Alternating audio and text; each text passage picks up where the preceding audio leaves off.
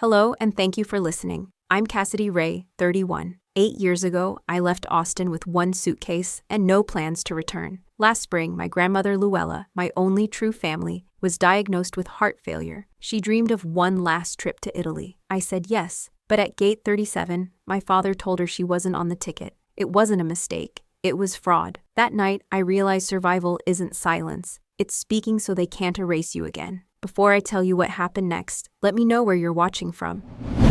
I grew up on the east side of Austin, in a one-story house that creaked when the wind hit it just right. My mom died in a car crash when I was 8. After that, my dad remarried within a year. Tanya came in like a real estate brochure, sharp, smiling, surface-level perfection. And just like that, I was baggage. Dad didn't say it, but his actions did. He moved me into the guest room. Tanya's kids, twins from a previous marriage, got my old room. My name started disappearing, from the fridge, the family calendar, the Christmas stockings. I noticed. The only person who acted like I still existed was Grandma Luella. She was my mom's mom, retired public school teacher, the kind of woman who baked zucchini bread in old loaf pans she refused to replace. Every time I visited, she'd say, "My Cassidy, you're the only Ray in this damn town worth a damn." She didn't just keep me warm, she kept me upright. When I turned 13, I moved in with her permanently. It wasn't some dramatic custody battle. It was a quiet decision made over burnt toast and tears. I remember her watching me stir powdered creamer into a chipped mug and saying, "Your dad's not cruel, just cowardly, but cowards do damage too." I tried to make it work. I'd still show up at Dad's on birthdays. I'd buy gifts for Tanya's kids with my own babysitting money. One year, I bought him a leather watch. He didn't even open it. Just pushed the box toward Tanya and asked her, "Is this another charity stunt?" By high school, I stopped trying. I focused on design, got obsessed with typography, built posters in Photoshop while other girls were sneaking out to drink wine coolers. When I got the full-ride scholarship to Northwestern, Luella cried like I'd handed her a second chance at motherhood. But Dad? He didn't show. Tanya texted me, "Congrats, don't forget to update your mailing address." That was it. I remember my first winter in Chicago. I was freezing, broke, overwhelmed. But I felt something I hadn't felt in years. Free. I didn't owe anyone in that city an apology for existing. I stayed gone for almost a decade. Sent postcards, sent updates. But I never went back for Christmas, never asked why my dad never called. I stopped needing his silence explained. But Luella? She never changed. She mailed me newspaper clippings she thought I'd like. Bookmarked design events I should check out. When I landed my first freelance gig, she framed the invoice and hung it in her hallway. Her house smelled like lemon oil and cinnamon. Her cabinets held memories. The whole place was like a time capsule of the version of me I was never allowed to be in that other house. That's why when she called me last spring and said, "Cass, I want to do something big. One last family trip. Everyone together before I'm too old to enjoy it," I didn't hesitate. Even after everything. Even after years of rejection, cold birthdays, unanswered voicemails, I said yes. Because when someone builds you from the ground up, you don't walk away when they ask for a roof over their last memory. You build it for them. No matter who else is inside. That was my mistake. I thought I could build something whole out of people who'd only ever shown me their pieces. I thought family meant the same thing to all of us. It didn't. And I didn't realize how wrong I was until we were standing at gate 37. Luella holding her carry-on like a child holds a balloon, and my father looked her in the eye and said, "Your name's not on the ticket, Mom. You're not flying." It started with a cough. Nothing dramatic. Just one of those dry little things you barely notice. But Luella coughed like that for 3 straight weeks. Then one night in April, she collapsed on the front porch while watering her azaleas. The ER doctor said, "Congestive heart failure," quiet voice, clipboard in hand. He looked sorry but not surprised. Luella took the news calmly, almost too calmly. She reached over, patted my wrist, and said, "Looks like we're on borrowed time now, baby." That night I sat at the edge of her hospital bed while machines beeped behind us. I begged her to start treatment. I even pulled up clinical trial options. She shook her head. "I don't want to spend what's left hooked up to wires." That's when she told me about the trip. "I've been saving," she said. I want one big memory. All of us, before the lights go out. At first, I hesitated. The idea of spending time with my father, Tanya, and their two carefully curated children made my skin itch. But Luella looked at me and said, "You don't do it for them. You do it for me." That was all it took. We started planning the next day. Luella had been putting money aside for over 7 years, clipping coupons, selling vintage furniture, refusing to go on cruises her friends invited her to. She had $69,000 in a separate savings account labeled Venice Dream. We were going to do it big. 2 weeks in Italy, first-class flights, a private villa in Tuscany, boat tour in Lake Como, the works. And she insisted, "I want to bring everyone, no excuses." That included Greg and Tanya, and their teenage twins, Sloan and Parker. It even included my half-uncle Drew from Arizona, who hadn't shown his face in years. She wanted the whole bloodline, as she put it. One last reel of family before the credits roll. Against every instinct I had, I reached out. I texted Greg, told him about the diagnosis, told him Luella wanted him there. He didn't respond right away, but Tanya did. She sent an email with the subject line, "Let's make this happen." The next week, Greg called me, not to ask how Luella was doing, not even to say thank you, just to tell me he'd already started coordinating things and would take the lead on logistics. He said, "We've got a friend who runs a travel concierge firm. It'll be smoother this way." Luella was thrilled. She kept saying, "See? Maybe it just took me getting sick for them to remember I'm still alive." I bit my tongue. I swallowed every red flag. Tanya sent over documents, travel itinerary, photos of the villa, copies of tickets. She even had a group chat going. She called it Team Ray, Europe Edition. She was oddly cheerful in every message. Meanwhile, I handled the small stuff. Luella's meds, new luggage, TSA-approved oxygen adapter. I even had matching silk robes made for every woman in the group with La Familia embroidered on the back. I wanted to believe this trip would fix something, that maybe shared sunsets over Italian cliffs could wash out the years of neglect.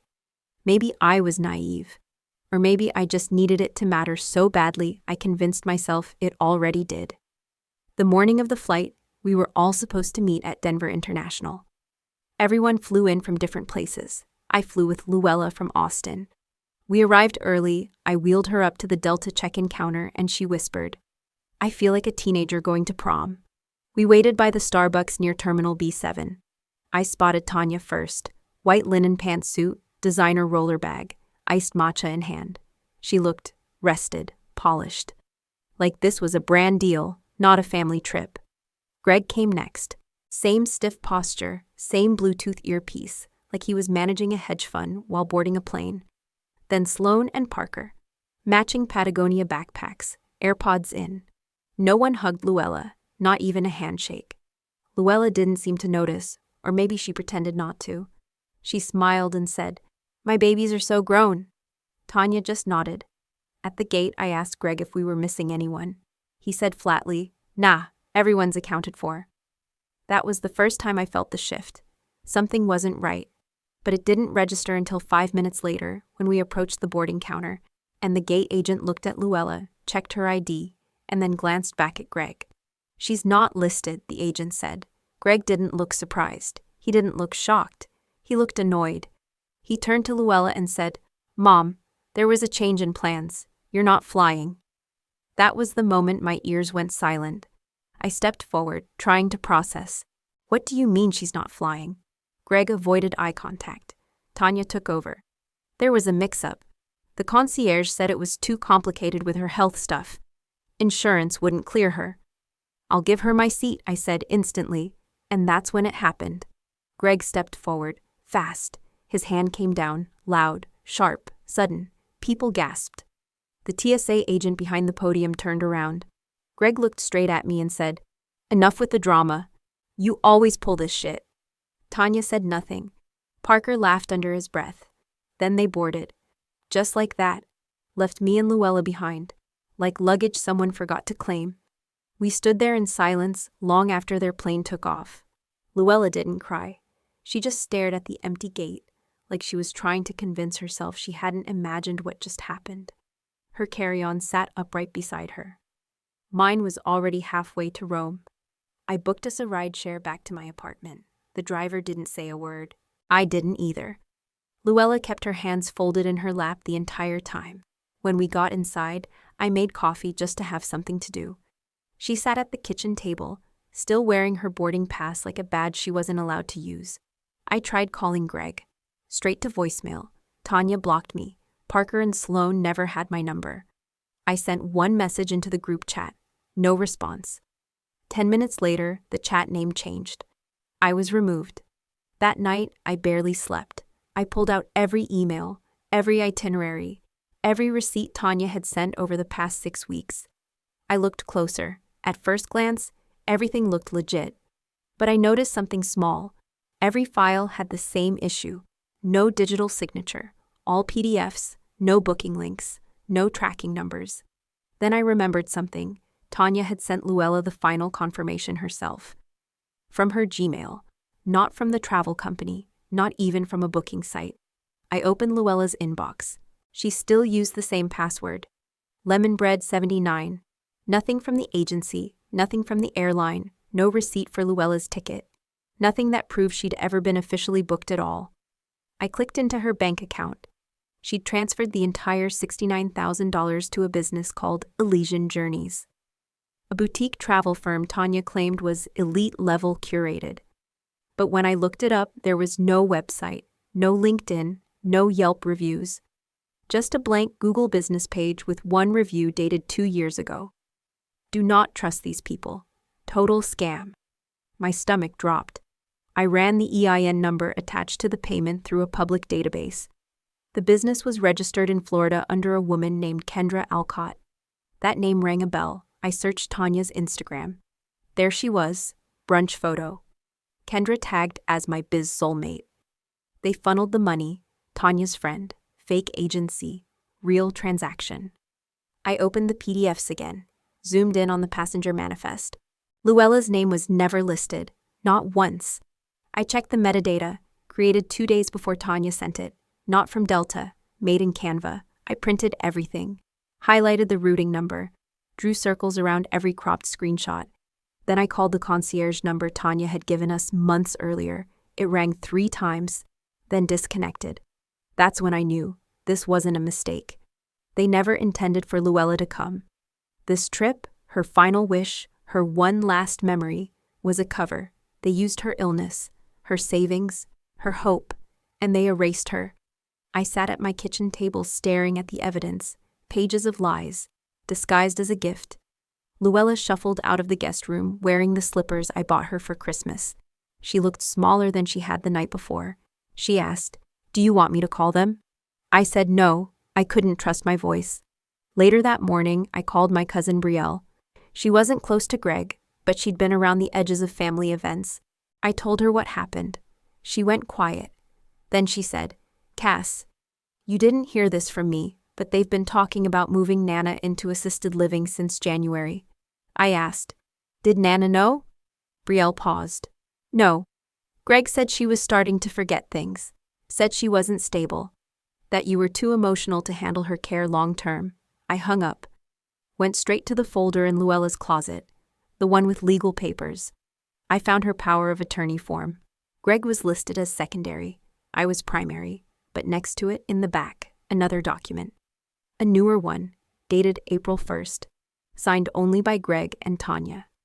It was a forged POA transfer, swapping my name for his. The same day Luella collapsed. The betrayal wasn't random, it was strategy. They waited until she was too tired to check, slipped it in, took control, and used that control to rob her. This wasn't about a seat. This wasn't about a mistake. This was about erasure, disinheritance, and quiet cruelty. I looked at Luella sitting on the porch in her robe, sipping tea she wasn't really drinking. She looked peaceful, but not okay. They were counting on that. They thought if they made it painless, they'd never have to answer for it. But they forgot one thing. I was still here, and I wasn't letting this end at a gate. I didn't tell Luella what I'd found. Not yet. She'd already lost enough. And I knew if I came to her with accusations, she'd try to forgive them. That's who she was. She raised me to be better, but that morning I didn't want to be better. I wanted blood. I needed to be smart, strategic, precise. This wasn't about throwing punches. This was about proof. I needed to build something undeniable, something they couldn't laugh off, block, or gaslight away. The first thing I did was call Jessica Mendez. She was my mom's old attorney, now semi-retired, working mostly from home in Round Rock. She'd helped Luella with some estate planning stuff a few years ago. Jessica answered on the second ring. When I told her what happened, she didn't say, "I'm sorry," she said, "Bring everything, now." I drove straight there, tossed every printout into a canvas tote. Luella was still asleep when I left. The drive took 34 minutes. I didn't speak a word the whole way. Jessica had already cleared her kitchen table. She sat in front of a yellow legal pad and a laptop. I handed over the fake booking PDFs, the fake concierge info, the bank statement, and the POA switch. She flipped through them without blinking. When she saw Greg's forged signature, she leaned back and said, "This is elder fraud. If we can prove coordination, it's a civil and potentially criminal case." She asked one question. "Are you ready for what this means?" I said yes. She didn't smile, just handed me a form. We started with a power of attorney restoration request. That had to come first. Because if Greg was listed as Luella's legal agent, anything I did without authority would be challenged. We filed an emergency motion through Travis County, listing fraud as the reason for revocation. Then we started pulling digital threads. Jessica knew someone at a data forensics firm in San Diego. I emailed them the fake PDFs. They confirmed metadata manipulation. File creation origin? Tanya's laptop. Timestamped 2 days before the itinerary was sent. I also reached out to an old friend, Malika, who used to work for Delta Corporate in customer service ops. I sent her the flight manifest Tanya gave us and asked if she could check it. She got back to me in 4 hours. Luella Ray never had a booking, not under any variation of her name. That record never existed. They planned it that way from the beginning. This wasn't just neglect. This was a coordinated removal. That night, I started a shared Google Drive folder titled Operation Glass House. Inside, I uploaded everything: statements, voice memos, screenshots. I gave Jessica full access. I wanted it all backed up somewhere Greg couldn't touch. I stayed up until 3 a.m., writing out a full timeline, starting from the day Luella mentioned the trip, to the transfer of funds, to the booking PDFs, all the way to the gate at Denver. I didn't want justice. I wanted exposure. I wanted people to see it. Not just our family, but the people Greg answered to. His board, his donors, his colleagues who liked his LinkedIn posts about family values. And if I was going to take a swing, I had to hit where it hurt. I started building a list. Everyone I knew who had dirt on Greg. Former employees, estranged relatives. One ex-girlfriend I remembered from high school who used to work at his firm and left suddenly. I wasn't going to send emails, not yet. I wanted a full picture first. No leaks, no rumors, just a bomb. Before I crashed for the night, I looked at Luella's old iPad. She was logged into Facebook. I scrolled through Tanya's page. She'd just posted a boomerang from a vineyard in Tuscany, swirling red wine. Caption: "Living our best life." Unblessed, I stared at it for a long time. Then I screen recorded it. Not because I needed evidence, but because I needed a reminder. This wasn't about a mistake. This was about theft, disrespect, and quiet cruelty packaged as vacation.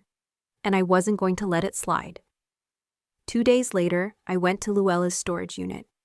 I needed originals, banking records, property files, anything she might have filed away without realizing it mattered. The unit was barely the size of a walk-in closet, but inside were 4 plastic tubs, each labeled in her handwriting: taxes, property, family, and just in case. I started with the last one.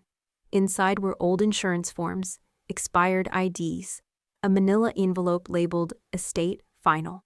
That was where I found it.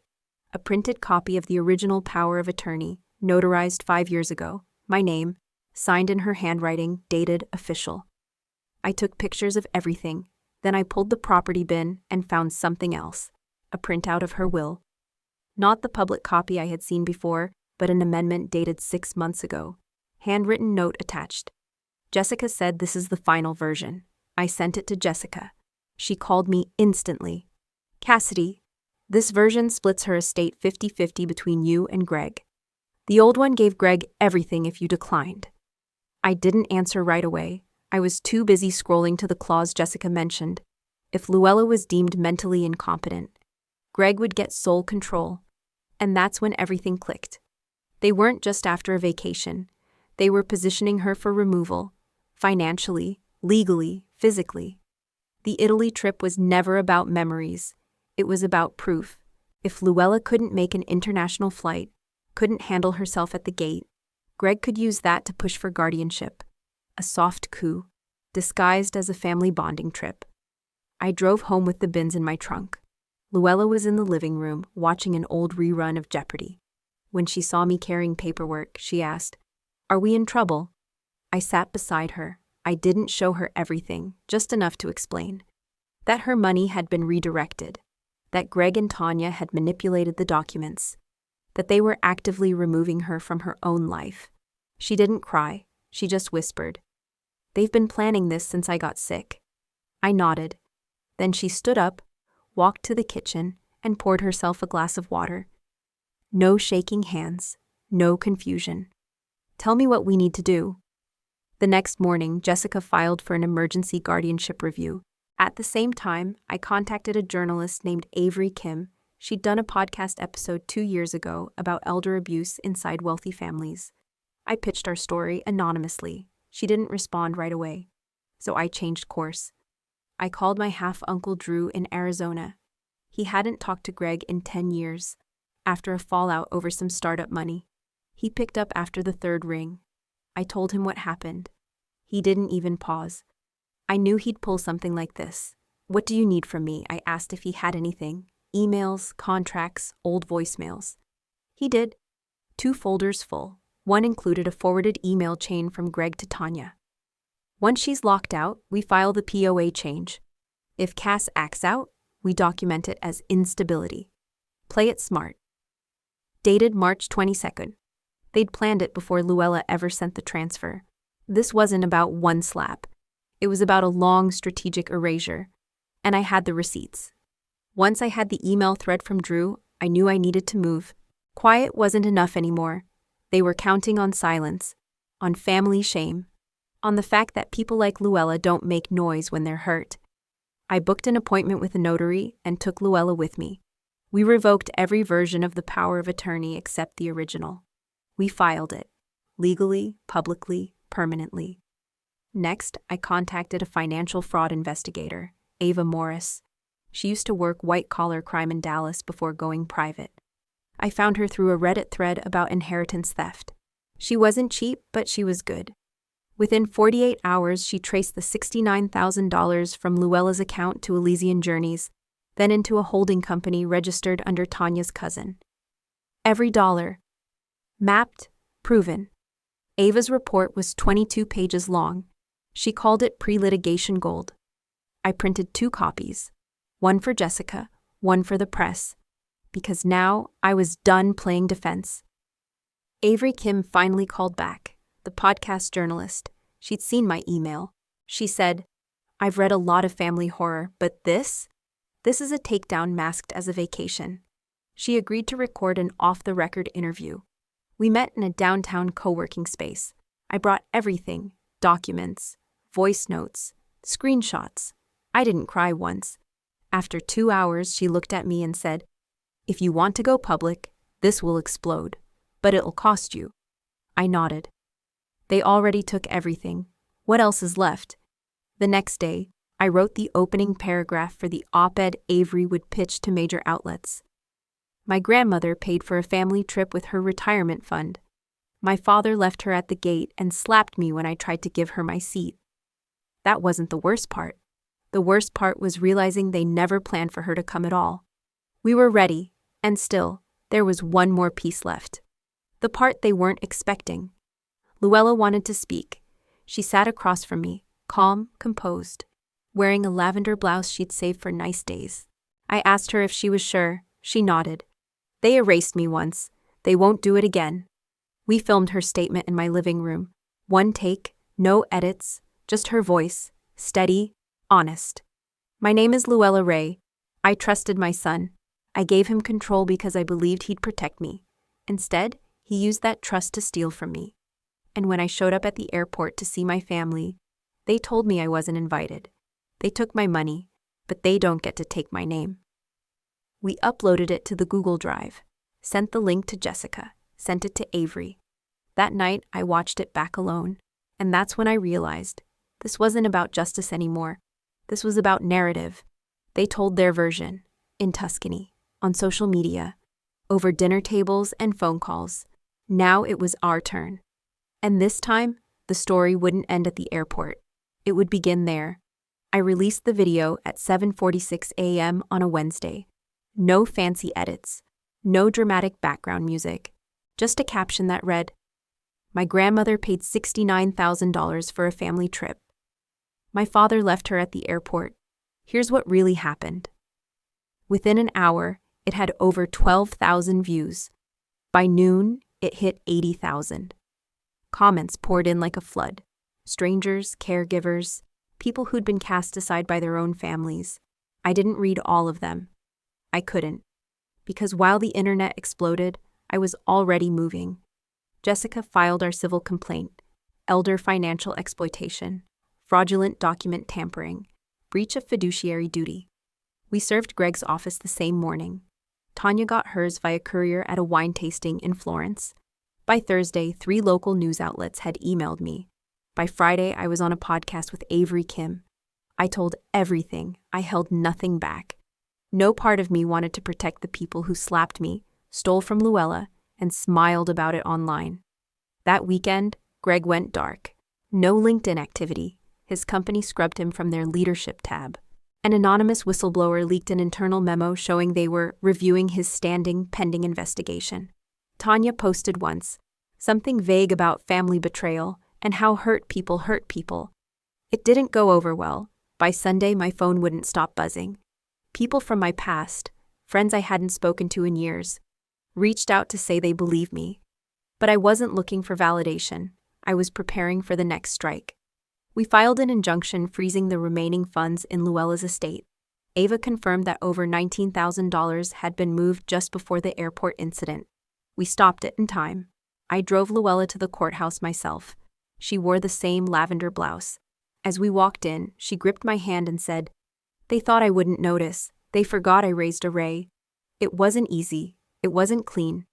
The opposition tried to paint me as manipulative, unstable, emotionally reactive.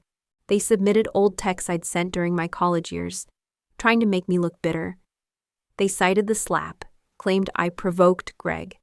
They even claimed Luella confused details and wasn't fully aware.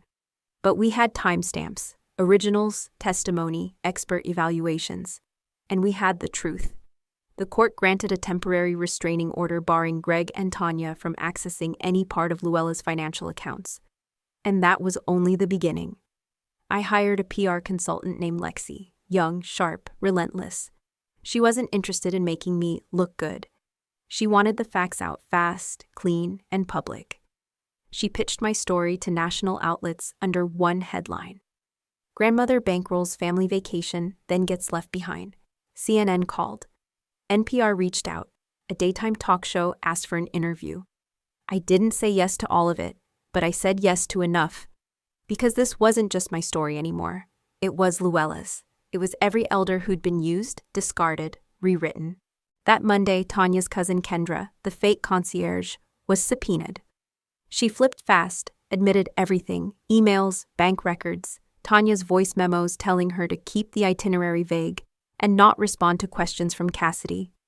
Ava compiled the full chain and submitted it. We didn't need revenge. We had evidence. Greg's lawyer reached out with a settlement offer. Jessica read it, laughed once, then said, "We're not here to negotiate your legacy. We're here to bury your version of it." I printed the offer, taped it to the fridge. It reminded me what they thought we'd settle for. That night, Luella and I made banana bread. The kitchen smelled like 2002, like before everything fractured. She watched the video again, the one she made, Then she looked at me and said, "You didn't just save me. You reminded me I existed." I wanted to cry, but I didn't. There was still more to do, because Tanya wasn't done. That same week, she filed a motion for defamation, claimed the video damaged her business relationships and mental well-being. Lexi smiled when she read it. This is a bluff, a desperate one. But it meant one thing. They were scrambling. They didn't think I'd fight back. They didn't think Luella would speak. They thought we'd stay quiet. They were wrong. This wasn't about revenge. This was about correction. And we were just getting started. 2 days after Tanya's defamation filing, Greg's company issued a public statement, cold, neutral, strategic. They announced a temporary leave of absence effective immediately, pending internal review of legal disputes related to personal family matters. Translation: they cut him loose. That night, Greg's name vanished from their board of directors page. His LinkedIn bio changed from CEO and visionary leader to former founder. His followers dropped by the thousands. A reporter from the Austin Chronicle emailed asking for comment. I didn't reply. I didn't have to. The truth was already doing its job. But it was Tanya who unraveled first. She started DMing people who commented on our video, begging them to look deeper, claiming I manipulated an old woman for TikTok views. Screenshots flooded my inbox. Then she sent me a message directly. "Hope your little story was worth it. You just ruined your father's career, and your own name's next." I didn't respond. I archived it, added it to the evidence folder.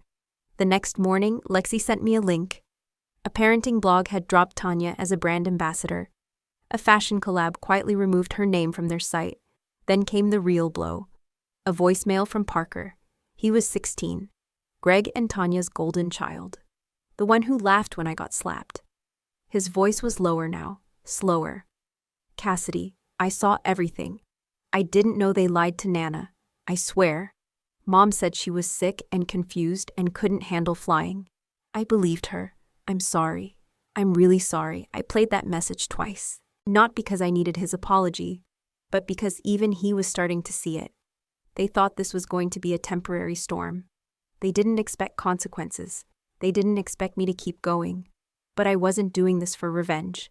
I was doing it so Luella could walk into a room and not feel like a burden. So no one else could write her out of her own story again." Greg had gone silent. No statements, no counterclaims, just lawyers. But Tanya started spinning. Hard. She showed up to a local influencer brunch in Dallas and tried to pitch her own version of the story to a microblogger. Claimed Luella was mentally unstable, and I was controlling her estate for profit. That blogger leaked the audio. She didn't realize she was being recorded, and it didn't take long for the clips to hit Reddit. Now it wasn't just a story, it was a scandal, and the internet was paying attention. After the leaked audio hit Reddit, things moved fast. Tanya tried to claim it was edited, but the full version dropped less than 24 hours later. No cuts, no splices, just her voice, talking about Luella like she was a fragile prop, calling me a manipulative brat with a savior complex. That phrase caught on like wildfire. Savior complex started trending on TikTok, except not in her favor. People began sharing stories about family members like me, those who protected aging parents when the rest walked away. Suddenly, Tanya's brand wasn't modern mom and entrepreneur. It was woman who left grandma at the gate. She deactivated her Instagram, then her business site, then her personal Facebook. Meanwhile, Greg resurfaced, just once. He emailed Jessica directly, short, no apology, just a warning. "Tell Cassidy if she keeps dragging our name through the mud, we'll respond publicly. You don't want that." Jessica called me and read it out loud. Then she asked, "What do you want to do with it?" I said, "Post it." She laughed. "I'll add it to the motion packet instead." It wasn't the drama that broke them. It was the documentation. Every accusation we made came with a receipt. Bank statements, flight records, recorded calls, public statements they'd forgotten they made. We even found a calendar invite Tanya sent to her assistant labeled, "Close out Elysian. Cass can't track it if we dissolve early." She left that in the metadata. At that point, even their inner circle started peeling away. A family friend named Robin, one of Greg's golf buddy's wives, sent me a message on Facebook. It was short. We all believed them. I'm sorry, I should have reached out sooner. I didn't know what to say, so I didn't say anything. I just let it sit. Because that's when I realized this wasn't just about exposing them. It was about exposing what happens when people with money and power think no one will fight back. This wasn't about inheritance, or a slap, or even Tuscany. This was about control, and I had taken it back. The civil hearing was scheduled for late September. Small courtroom, fluorescent lighting, carpet that smelled like old paper and cleaner. Luella sat beside me, blazer pressed, hair tied back. She looked ready. Greg walked in 10 minutes late. He didn't look at me, didn't even glance at Luella. Tanya followed behind him, tight bun, no makeup, like she wanted sympathy. Their lawyer tried the same angle they always did: confusion, miscommunication, unfortunate timing. They blamed a third-party booking service, said Luella misunderstood the flight situation, and that I overreacted. Then Jessica handed over the document trail. Emails, bank logs, audio clips, the fake PDF created in Canva, the calendar note about dissolving Elysian. The voicemail Parker left. Then she called Kendra. Kendra didn't hesitate. She sat straight and said clearly, Tanya told me to exclude Luella from all bookings. I didn't ask why, but it was obvious she was trying to keep her out. When asked why she didn't come forward sooner, Kendra said, because they made it clear they'd ruin me if I did. But Cassidy's video made me realize staying quiet was just another kind of theft. Greg shifted in his seat. Tanya's face went blank. Then Jessica called Luella. She walked to the witness chair without help. Her voice didn't shake once. I'm not confused. I'm not unstable. I'm not incompetent. I was used. And when I wasn't useful anymore, they tried to erase me, but my granddaughter wouldn't let them. Silence, not the cold kind. The kind that lands heavy. Real. After the session ended, the judge didn't rule immediately. But I saw it. In the clerk's eyes. In the opposing lawyer's slumped shoulders. They knew we'd won the narrative. And the rest? It was just process. As we walked out of the courthouse, Tanya tried to approach Luella. Luella didn't stop walking. She didn't even blink. That was the first time I realized winning wasn't just about what they lost. It was about what she finally refused to give back. Her power, her voice, her name. And none of them would ever be able to steal that again. About 2 weeks after the court hearing, something in the air changed. Not loud, not dramatic, just quieter. More still. Luella woke up one morning, sat down at the table with her tea, and said, "Let's go to the farmer's market today." No hesitation, no apology. She put on a blue cardigan I hadn't seen her wear since before the diagnosis, and asked me if her lipstick looked smudged. It didn't, but I told her it did anyway, just so I could see her laugh while fixing it in the mirror. We walked the whole market, slow, steady, arm in arm. She pointed at the tomatoes like they were treasure, bought too many peaches. When the flower vendor gave her a discount, she looked like a kid again. We passed 2 people who clearly recognized her from the video, but no one said anything, just nods, gentle, respectful. It was the kind of attention that didn't ask for a performance. That same afternoon, there was a knock on the door. I opened it, and there they were, Parker and Sloan. No cameras, no handlers, no Tanya. Sloan held a brown bag from H-E-B that smelled like banana bread. Parker kept looking down at his shoes. I stood in the doorway a full 5 seconds before Luella walked right past me, opened the door wider, and said, "Well, you coming in or just holding dessert hostage?" They sat at the kitchen table like strangers visiting their own family. No one made excuses. No one gave speeches. It was awkward, but real. Parker eventually mumbled, "I didn't know. I just believed what they said. I thought you were, losing it." Luella didn't flinch. She just sipped her tea and said, "That's the thing about lies, baby. They usually sound easier than the truth." Then she handed him a plate. I didn't hug them. I didn't tell them it was okay, but I didn't push them out either.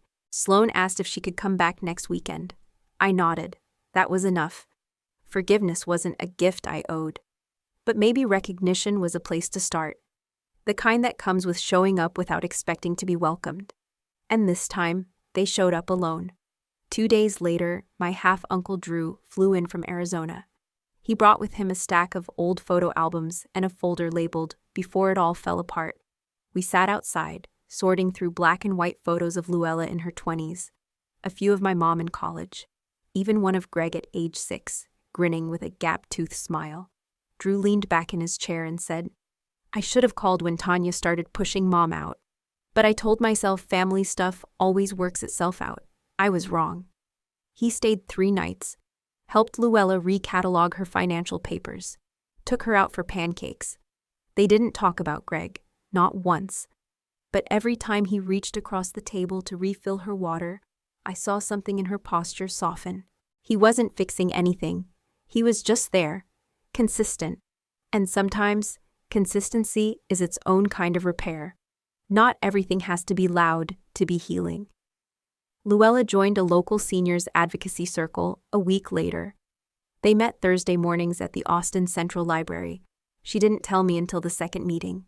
Just left a sticky note on the fridge that read, "Back by noon, don't touch my yarn."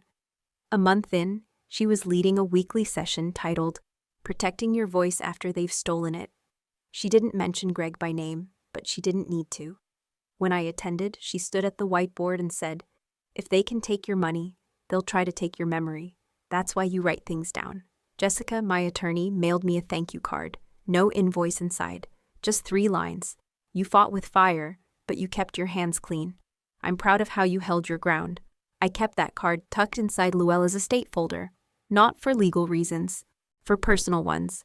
Proof that even in the middle of rage, I didn't lose myself. I didn't become what they accused me of. Even Lexi, the PR rep, circled back with a new proposal. A podcast network wanted a 6-episode series based on our timeline. She said the pitch was already circulating. I didn't give an answer right away. I needed space. For the first time in months, the noise had died down. And in that quiet, I could actually hear Luella humming in the kitchen while stirring batter. I didn't want to trade that for headlines again, at least not yet. But the biggest shift wasn't public. It was private. One afternoon, I found Luella sitting on the porch reading comments from the video. She wasn't crying, she wasn't even emotional. She just looked steady. She turned to me and said, "You know, they can't erase me anymore, not after this. They tried, but I'm still here." That was it. No closure, no forgiveness speeches, no grand cinematic ending, just her voice, clear, unapologetic, and real. That was more powerful than any courtroom win, more than any news headline. Because this wasn't just about what they did. It was about what they couldn't take. And that, finally, was enough. Some people think winning feels like fireworks, like applause, like everyone who ever doubted you finally admitting they were wrong. It doesn't. Winning feels like silence, the good kind, the kind that doesn't hum with anxiety, the kind that lets you sleep. The day the final ruling came in, I didn't even check my email. Jessica called, her voice calm, direct. "It's over, official. You hold full POA. The court recognized fraud, asset misuse, and intent to mislead. They won't appeal." I didn't cry. I didn't yell. I didn't even smile right away. I just looked across the kitchen and said, "Hey Lou, it's done." She nodded once and poured herself a glass of orange juice. That was it. No champagne, no confetti. Just 2 women in a quiet house with their names finally safe again. A week later, I donated half of the legal fund left over to the advocacy group Luella now co-chaired. The other half I put into a scholarship for elder care legal interns. I called it the Ray Grant. Not for recognition, for memory. Because if there's one thing I learned from this, it's that memory is where power lives. Not just what we remember, but what we refuse to forget. The podcast aired 2 months later. The title, Left Behind, What They Took from My Grandmother. I didn't promote it. I didn't need to. It found its own legs. After episode 3, someone sent me a message. A stranger. She wrote, "I thought I was the only one. My brother locked our dad in a facility and emptied his accounts. I believed him when he said it was for his safety. It wasn't. Thank you for showing me I'm not crazy." I read that message 5 times, because that's what this was really about. It wasn't just about justice. It was about making sure no one else feels alone in their doubt. Because the first thing abusers take isn't money, it's clarity. They cloud your instincts, make you question your gut, twist silence into guilt, and once they've done that, they take everything else.